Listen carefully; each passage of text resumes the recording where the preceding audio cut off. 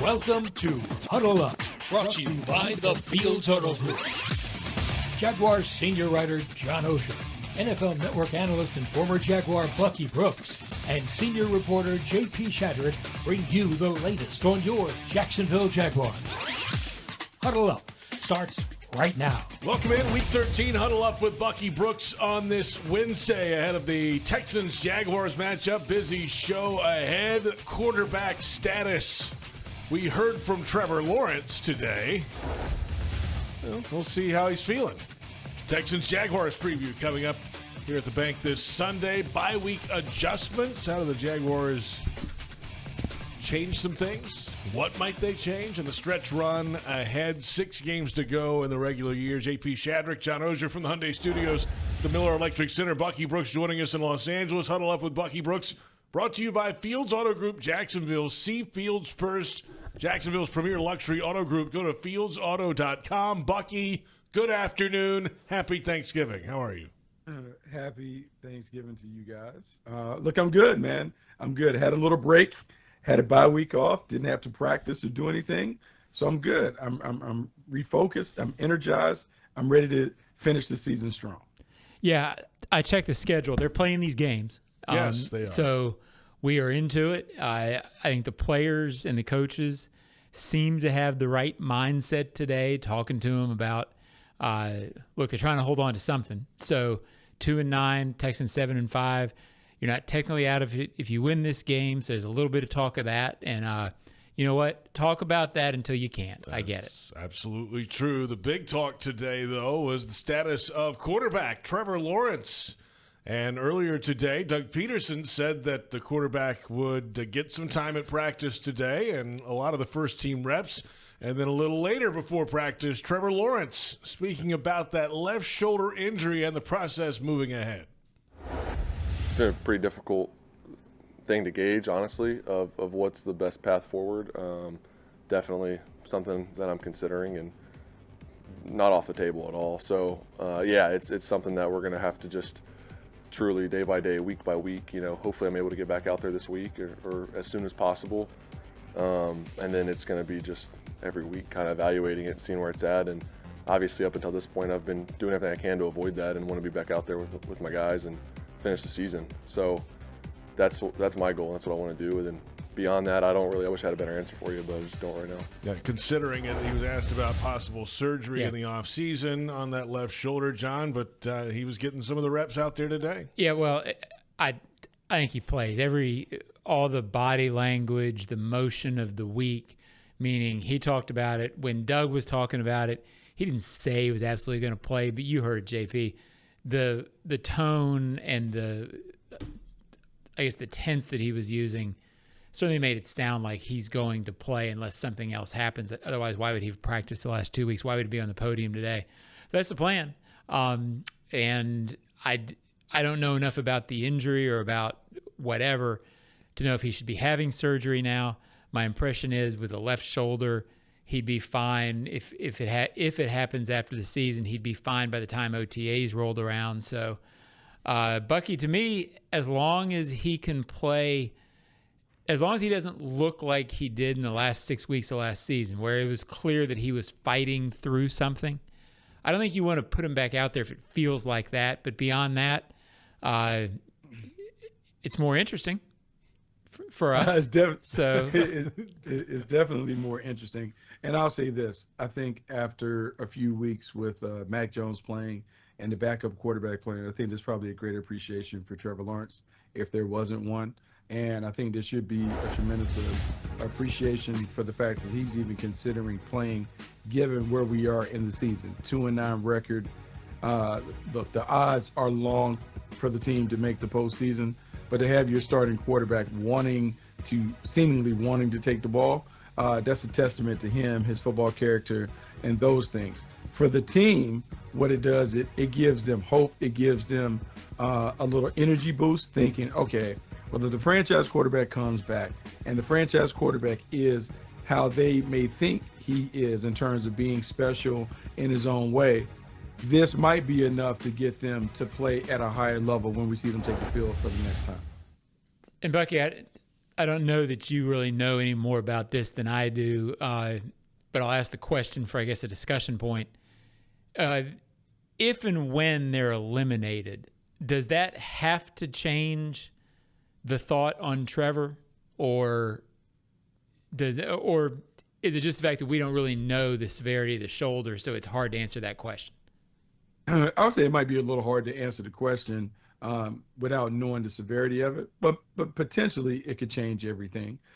If you're eliminated and there's no opportunity for you to maybe advance in the postseason, depending on how serious and how long the rehab process will be, you may shut them down and start that process before the season ends. You may try and have surgery and those things if that's what he's electing to do to get it going, so you can have him available at the end of the offseason or before training camp next year. But right now, I think you deal with the here and now. The here and now is if he's able to protect himself and he wants to play, franchise quarterback gets every opportunity to play. I think you hand him the ball and you go with it.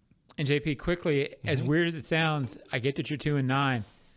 You win and you pull the Texans one more game back to you. We all have sort of seen by now the Texans have the Chiefs. The Texans have a tough schedule. I guess what I'm saying is you wouldn't want to have them lose 3 and have you wonder, well, what if we'd really gone after, right? I mean, you don't want to mail it in. Yeah, that's right. If they happen to lose 3. And as we saw last year, teams can lead the division and lose late. We've seen it 2 years in a row in this division. I kind of get, as silly as it sounds, I get playing it straight. That's not the right word. You know what I'm saying? You play it until it's eliminated. Until it's not. Yeah, so it's not. I get and then it, you play considering it then what too, they actually. But, so anyway. Yeah, so that's where they are right now. And, yeah, they could pull the Texans back a game closer to them. The Texans have the bye week next week, so you can gain a little more ground if you can put a couple together. Let's just get one before we start talking about nice multiple stacking them up. Okay? Or stay within 47. Right. That would be helpful. We've got plenty ahead. Let's come back and we'll get into the defense. We heard from Ryan Nielsen today, Jaguars defensive coordinator. What do they change after one of the worst performances? Well, the worst performance in Jaguars history. Last time out on the field, the defense is ranking near the bottom in most every metric this year. That's all coming up. We'll look at the Texans a little bit later as well. It's Huddle Up with Bucky Brooks.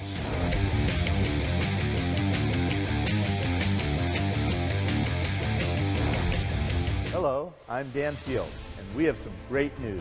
Fields has the vehicle you want, in stock, priced right, and ready for delivery. Fields Auto Group is Jacksonville's luxury automotive destination for Cadillac, Jaguar, Land Rover, Lexus, Mercedes-Benz, and Porsche. Inventory is back and available for immediate delivery. And every Fields customer can take advantage of our Fields Amenities program with complimentary loaners, car washes, and our cafes. You deserve the best. Stop by today or go to fieldsauto.com. The 2024 season is Pawsome.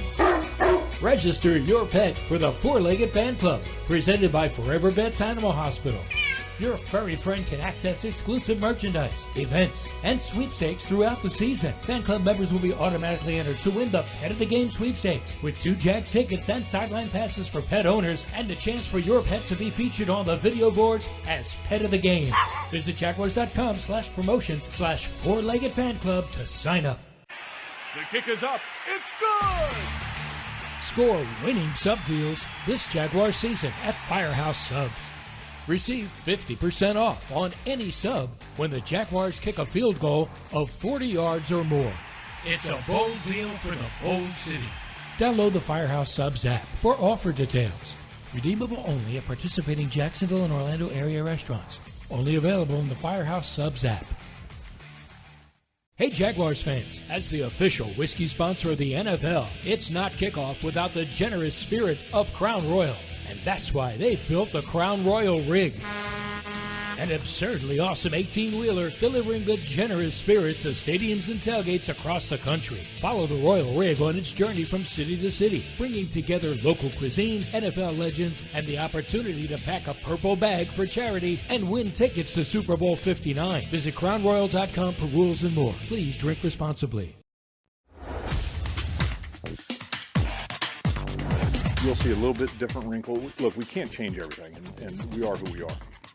But there'll be a few different wrinkles. We're at the part of the season, you know, guys have done a good job with the volume and things like that, but moving some guys around and bringing some guys here, pressuring a little bit here, playing some more coverage in these, you know, you self-scout, you know, where are we pressuring a lot, where are we playing coverage and things like that. And so I think that'll be the biggest change.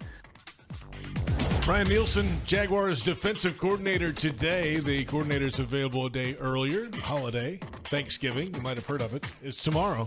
Welcome back. It's Huddle Up with Bucky Brooks. And get down to the bank this Sunday. The Jaguars host the division rival Houston Texans. It's the My Cause, My Cleats game. Lock in your seats for the 1 p.m. kickoff, 904-633-2000, or visit jaguars.com/tickets. Well, a lot to adjust, Bucky, after a blowout loss in Detroit last time out. They've had some performances this year where the defense has kind of kept them closer in games. The offense hasn't been able to handle some things. But let's touch on this defense. It's ranked 32nd in the league overall, near the bottom in many of the important metrics, clearly. What do you adjust here? What is he talking about, Bucky? How does this look different now in the final 6 weeks? And how do they make it look different with the personnel that they have is not going to change? Yeah, standard protocol is to go through all the film that you have before the bye week. Look at the good, the bad, do a self-scout, look at the tendencies, the numbers, and the metrics, and try to come out with a better plan the last part of it. So he talked about looking where they've been covering, when they've been blitzing, where they've been bringing the pressure from, and how successful it has or hasn't been, and then trying to build a better plan. So first and foremost, it's going to be some of the stuff that has already been in the playbook, but maybe you feature more things than you featured to this point because you haven't had success featuring some of the things. So some of those things will go to the back burner. Then it's looking at the personnel packages that have been the most successful, who have been the guys that have gotten the most pressures. Do we need to put somebody else in the rotation and give them an opportunity because their production on paper maybe we didn't pay attention to? Really, it's an evaluation of the scheme, the players, the play calls to see what can we do to maximize the talent that we currently have while also making sure that the game remains simple for the players that are going to be playing. JP, this is going to shock you. Oh, boy. I can't wait to hear this. This is not a knock on what they do. Yeah. I'm always a little skeptical when during the bye the team says, okay, we're going to go back and we're going to change things up. I think it's really, really difficult during the season. I think the reality is the Jaguars, to put it nicely, they struggle on the interior of the defensive line. They struggle in pass coverage. I think it's hard to switch to something when I don't know that you're good enough on the interior to stop it. So I think there's stuff you can do to fool them for the short term. I kind of wonder if this is not just what they are, because what we've seen, and again, it's sort of off topic because I know we're talking about the changes. Mm-hmm. I think they'll, as Coach Nielsen said, as Ryan said, they have done a little better over the last few weeks of getting away from always playing man. They switched some stuff up. They've done a nice job of that. I think they'll continue to do it. I think they get a break in that they're not playing the Lions anymore. They're not playing teams that can dominate them as much up front. So I think some of the things that they try have a better chance of working than when they were playing the elite teams, because the really, really good teams who have really good offensive lines at times could do what they wanted to against this team. No doubt. I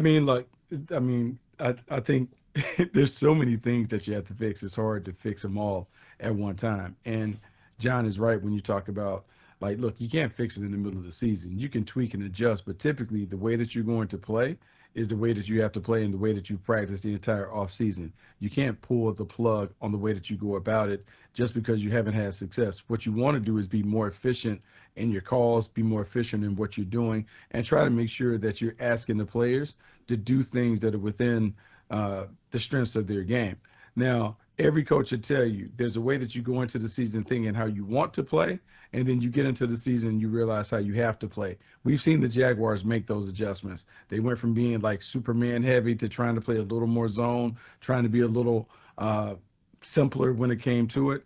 But now you're in the bye week and you got the last 6 games. You got to do what's best for the team. I think we'll see some different combinations and different things, but I don't know if it'll be very, very obvious to the naked eye. Jaguars have given up 92 plays of 15 or more yards this year, second most in the NFL. Ooh. We saw the numbers there in most of the categories, but only 21 sacks this year. It's 26th in the league, 8 takeaways, not enough impactful plays. Not just, stopping the run and the interior push and all that, but everything that comes on top of that as well. They haven't been able to get anything really done on the defensive side week over week. Now, on the offensive side of changes during the bye week, Bucky, where do you begin here? I mean, obviously it depends on the quarterback play, right? Trevor Lawrence, are there any limitations for him, how he plays? But, all right, where do you begin on offense and in changing? I mean, they didn't do anything last time out in Detroit. So how do you do something, at least move the football and stay on the field? What Joe Madden in baseball used to say, do simple better. I think for us, when you've been as bad as the offense has been the last few times it's tried out there, it really is about trying to do the simple things really well. In a perfect world, I think this should be the smallest play sheet that Press Taylor and Doug Peterson carry into a game. Because what you would like to do is highlight what the team has done really well over the course of the season. You may remix it with some motions and some shifts and those things, but really you want to do what the team has executed really well. And that comes with the quarterback. This team has struggled sustaining drives, staying on the field, and putting points on the board. There aren't a bunch of new plays that you can put in to get that. I think it's about being efficient. It's about making sure that the quarterback, particularly if it's Trevor Lawrence, is comfortable with what you're asking him to do. And I honestly would say look, Trevor, how do you want us to call this game? I would kind of put more on 16's plate to lead us in terms of how he wants this game to be called and what plays he likes, as opposed to the coach just randomly making arbitrary play calls. I'm going to vow that this is the last depressing thing I say today. I doubt it highly. Because I'm trying. I mean, I'm not trying to do this. I sort of wonder the same thing that I wondered on defense for this reason. They have really struggled for the duration. When I say the duration, I mean really back to when this thing started, to run when they needed to run, to run when they wanted to run. They've been able to run when the matchup has been correct, in situationally. So and it's gonna be better with Trevor back. There's no. I will say that for sure. I will lock that comment. It's a lock. Okay, we got a lock on the show. Wow, what is this, Monday night? So, but I wonder, Bucky, when you can't run as a play caller, when you can't run when you need to run, and then you are depleted at receiver, where I get the Gabe Davis hadn't been productive, but now you're down Gabe and Christian. With Christian, there's a lot of trust that's no longer there. I understand why it's a small play sheet. because I'm not sure that there's that much that you feel great about just conceptually with that combination of not having receivers that you trust and then not being able to trust that offensive line in those big situations. And again, that's my last Debbie Downer thought. Everything else is upbeat. That's sort of how I see it. Though. It's a real thought. I mean, let's be honest. The team has not been very successful on either side of the ball. You don't really know what you can hang your hat on, because what works one week doesn't work the next week. And the thing that has remained consistent is this team has a tough time in 3rd and 4th and short situations. When you're unable to produce on those downs, it really prevents you from not only sustaining drives, but you can never get to the deep part of your call sheet because you're not on the field enough. You don't have enough plays to be able to get to it. So hopefully if you spent time this week really working on those 3rd and 4th and short situations where you have a really good feel for how you're going to convert to 3rd and 2s and 3s and those things. And then you're really trying to work on the opening script, because we've seen it. The team may have a good drive early, and that might be the last good drive that we see in terms of feeling like the offense is in a flow. We have to figure out how to keep the rhythm going for the offense beyond the first 2 drives and beyond the first 15 that we've seen the team utilize. So instead of like a play sheet like this size, you like a note card size. So how are they going to cover their mouth when they call the plays? I mean, with a note card size. Look, it doesn't have to be fancy. We can keep it like super skinny. It doesn't have to be anything elaborate, but we got to be able to get better. And so we talk about like a little play card just like this. Yeah, see? Just That's like what I'm this. talking about. Yeah. Not a lot. I've seen a lot of guys score a lot of points with a little play sheet. Like, it doesn't have to be fancy. If you don't want, you can cover your mouth with your little note card. Hey, that might be Bucky's play card from Friday night. It could be. I mean, there's some little things that we can do, but you're right. I think given the youth and the experience that is going to be in the lineup, given the struggles that we've had, you got to find something where you can build some confidence. To me, this is almost like approaching like you would a preseason game. Simple, vanilla, let's just try and pick up some first downs and see if we can string together enough first down that it leads us to be in scoring range where we can kick some field goals and eventually score some touchdowns.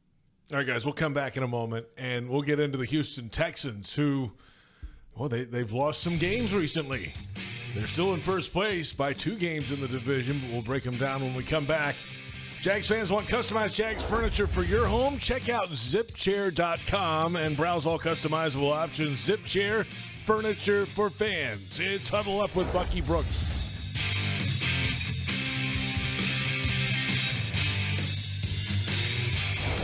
Hello, I'm Dan Fields, and we have some great news.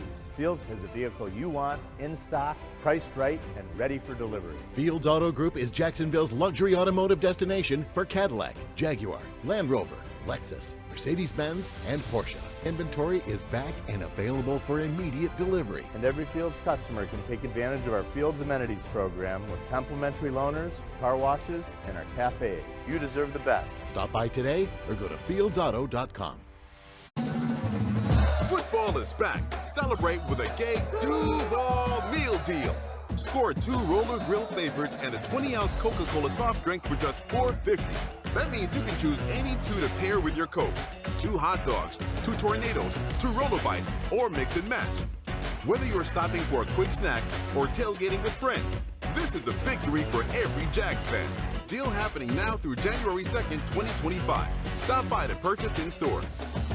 A quality replacement window made with Fibrex material, which is 2 times stronger than vinyl, delivered through a stress-free process. Welcome to Renewal by Anderson. Get the peace of mind knowing Renewal by Anderson handles everything from start to finish. With one call, you'll enjoy working with the best people, exclusive products, and superior process. It's the people, it's the process, it's the product. For a limited time, buy one, get one 40% off all windows and doors, plus 0 down, 0 payments, and 0 interest for 18 months. Renewal by Anderson. A better way to a better window. Restrictions apply. License number CGC 1527613. It's game time, Jaguars fans, and Publix knows that football is all about pairings. A high-scoring offense paired with a stingy defense. A rocket-armed QB paired with a dynamic wide receiver. And at Publix, you can pair hot deli chicken tenders with savory dips, delicious sub-platters with ice-cold beverages, and you can pair these tailgate essentials with an entire parking lot full of Jaguars fans chanting, Duval! Gear up for your tailgate at Publix, the official supermarket of the Jacksonville Jaguars.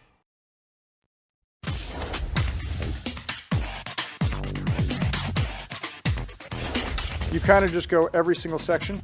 You spend a lot of time in that early in the week. Towards the end of the week, all right, let's get together, let's talk through it. Okay, what adjustments are we going to make in the back half of this season? Or how are we going to dive a little deeper into the things that we've done well and maximize more of that? And again, every game is its own. So there's some times where, all right, we were really good at this week. Well, who we're playing, that just doesn't line up this week. So you're trying to find all the different areas you can do those, dive into the things you do well, maximize those.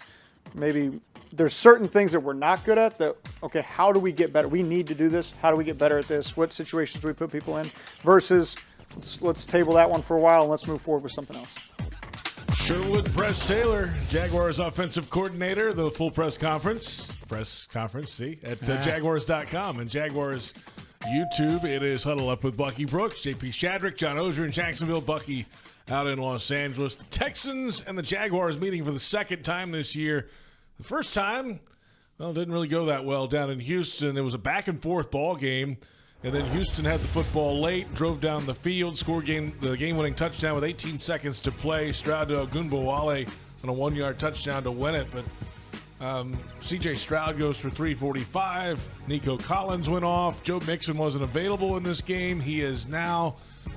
So, excuse me. And then, so we'll see. That's how it went. That was a long time ago, Bucky.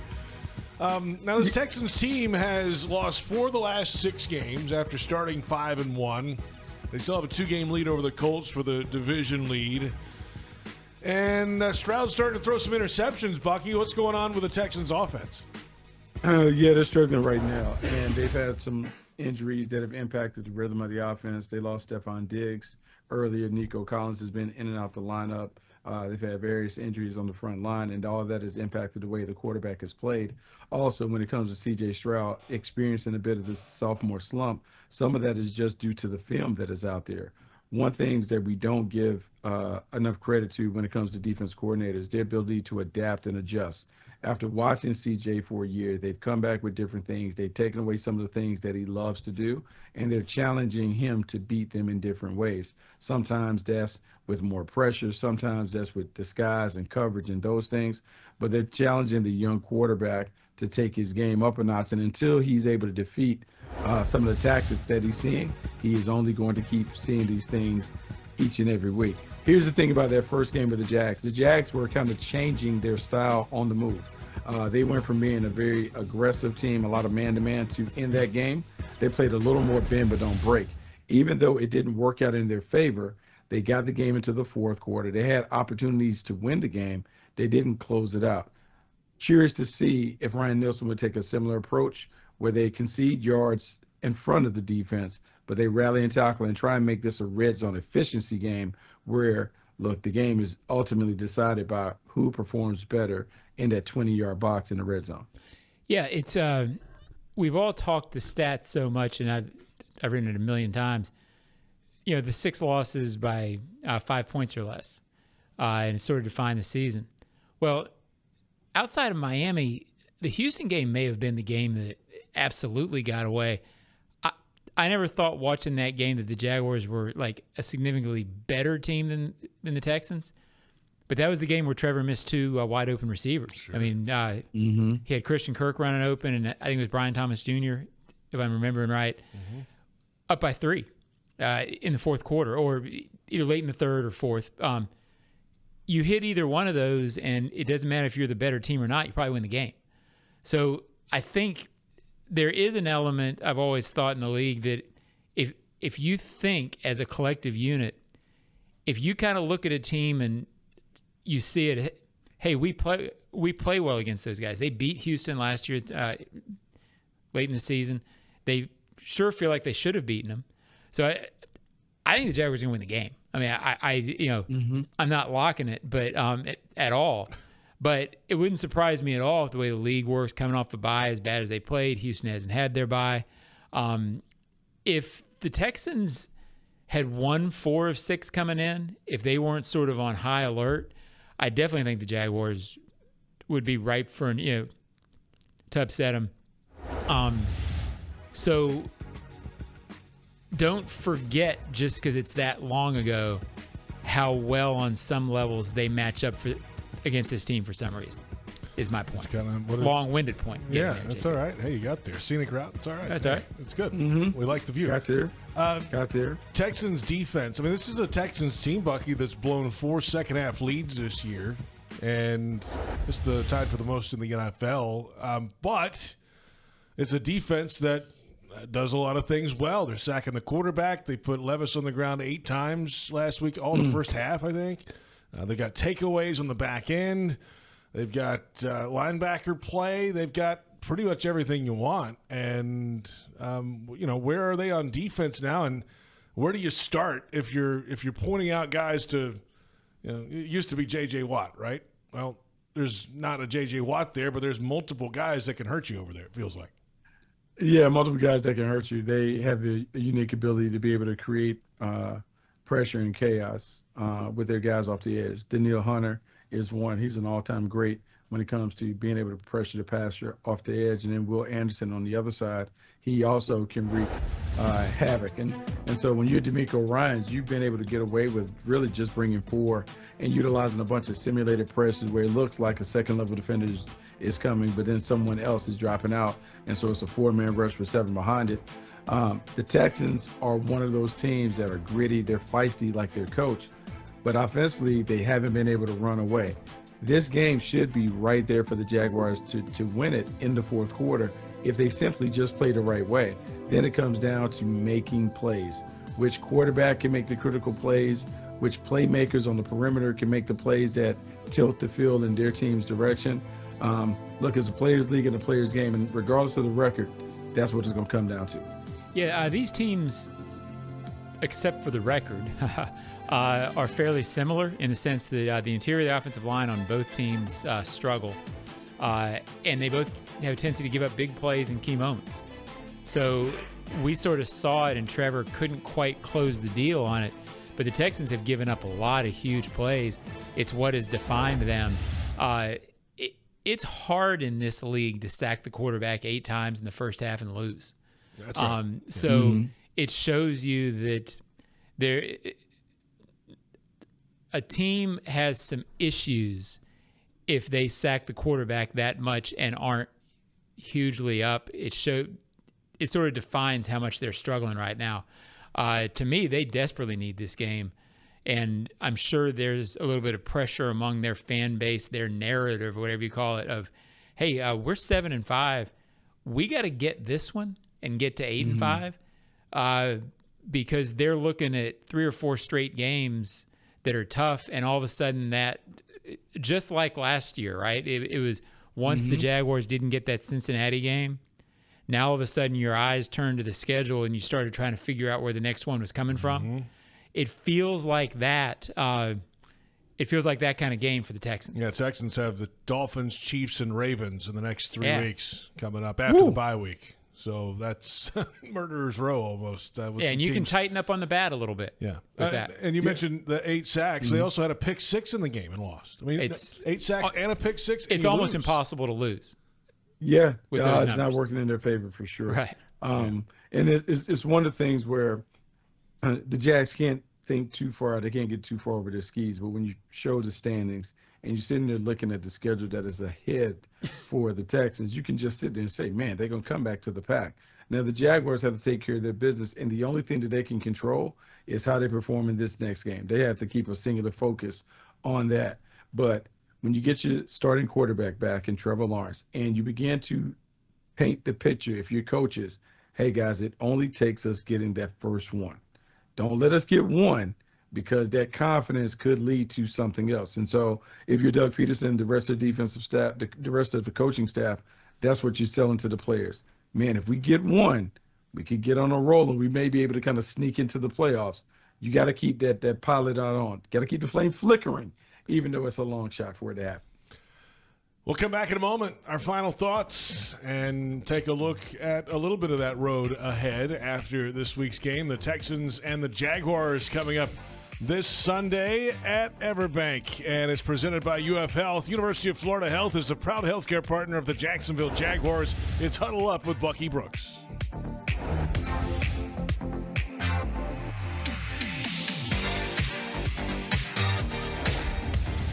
Hello, I'm Dan Fields, and we have some great news. Fields has the vehicle you want, in stock, priced right, and ready for delivery. Fields Auto Group is Jacksonville's luxury automotive destination for Cadillac, Jaguar, Land Rover, Lexus, Mercedes-Benz, and Porsche. Inventory is back and available for immediate delivery. And every Fields customer can take advantage of our Fields Amenities program with complimentary loaners, car washes, and our cafes. You deserve the best. Stop by today or go to fieldsauto.com. Listen up. Just like football, timing is everything. Only water your lawn when necessary. And always check the weather before turning on those sprinklers. Save water, save money, and score big. It's a win-win. Whether you're on the field or at home, we're all on the same team. Florida's water. It's worth saving. This message brought to you by the St. Johns River Water Management District. Visit sjrwmd.com for more information. Hey Jaguars fans, as the official whiskey sponsor of the NFL, it's not kickoff without the generous spirit of Crown Royal. And that's why they've built the Crown Royal Rig. An absurdly awesome 18-wheeler delivering the generous spirit to stadiums and tailgates across the country. Follow the Royal Rig on its journey from city to city, bringing together local cuisine, NFL legends, and the opportunity to pack a purple bag for charity and win tickets to Super Bowl 59. Visit crownroyal.com for rules and more. Please drink responsibly. Looking for the perfect place to host a business trip, corporate group, or social gathering? Look no further than the award-winning Sheraton Jacksonville Hotel, proudly part of the Marriott family of hotels. Centrally located next to the St. John's Town Center off Gate Parkway in JTB, they offer everything you need, whether you're hosting a meeting or just unwinding with friends at the BC Grill and Patio. Discover unmatched comfort and convenience. Visit SheratonJacksonville.com for exclusive game day special rates and book your stay today.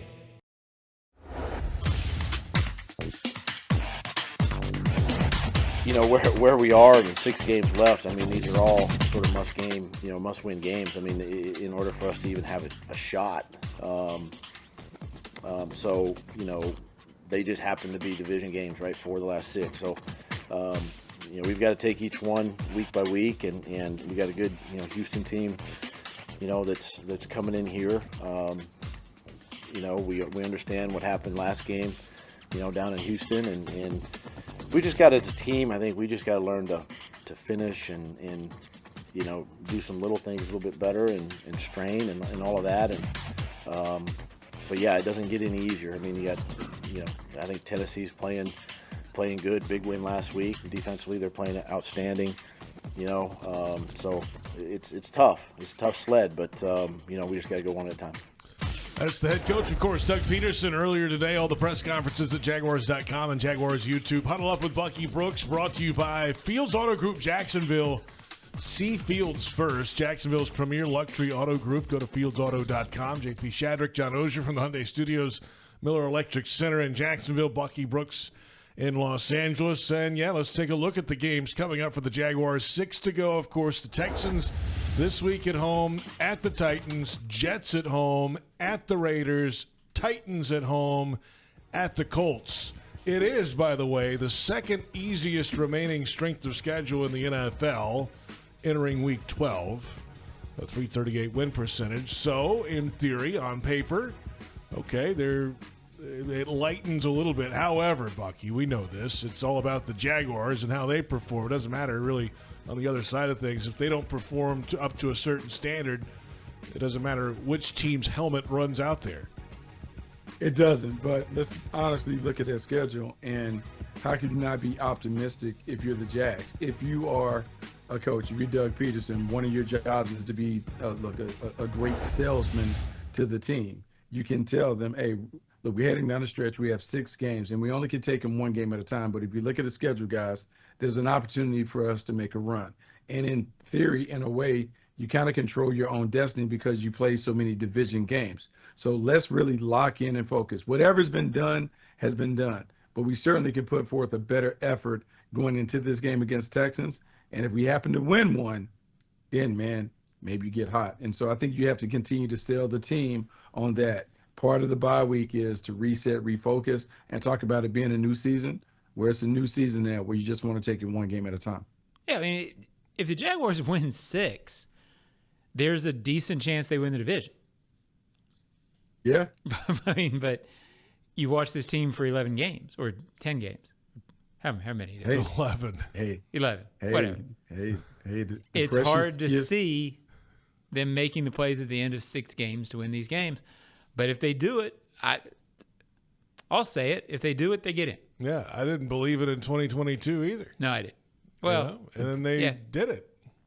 We got the precious gift of the present. We only can focus on what we have right now. Can't worry too far in advance. You got to focus on what we have today. Hopefully they had a good practice. They focus on that. They get this win this week, and then you go to next week. But you got to take it one game at a time. Nothing matters if you don't win this week. So you really got to put everything into winning this game. Be where your feet are. That's right. And they're right here in Week 13. Go Jags. Favorite Thanksgiving food, Bucky? Ooh.